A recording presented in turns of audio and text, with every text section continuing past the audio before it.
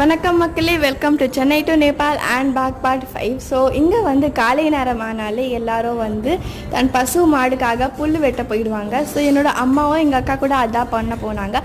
அண்ணா என்னோட வந்து இன்னொருத்தி ஒரு அக்கா இருக்காங்க. அவங்க வந்து புல் வெட்ட போன ஆள் வந்து தன் கையை வெட்டிட்டு வந்திருக்காங்க. இது வந்து பார்க்குறதுக்கே ஒரு மாதிரி டிஸ்கஸ்டிங்காக இருக்குன்னு எனக்கு புரியுது. ஆனால் எனக்கு காமிச்சு தான் ஆகணும். ஸோ தயவு செஞ்சு ஒரு லைக் ஒரு சப்ஸ்கிரைப் போட்டுருங்க தயவு செஞ்சு. ஸோ அதுக்கப்புறம் இங்கே வந்து யூஸ்வலி ஆளுங்க வந்து நெருப்பில் தான் சமைப்பாங்க. கேஸ் இருக்கும் ஆனால் கூட தெரில, நெருப்பில் தான் யூஸ்வலி அவங்க வந்து ப்ரிஃபர் பண்ணுவாங்க சமைக்கிறதுக்கு. இங்கே ஜோரான மழை பெஞ்சுது. அதுக்கப்புறம் நம்ம வந்து கொஞ்சம் வாக்கிங் போயிட்டோம். அங்கே வந்து ஒரு செம்மையான ஒரு டேஸ்டியான ஆரஞ்ச் மாதிரி ஒரு ஃப்ரூட்டு பார்த்தோம்.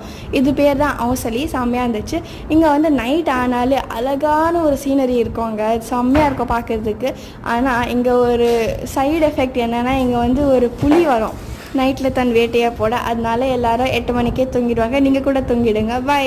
சப்ஸ்கிரைப்.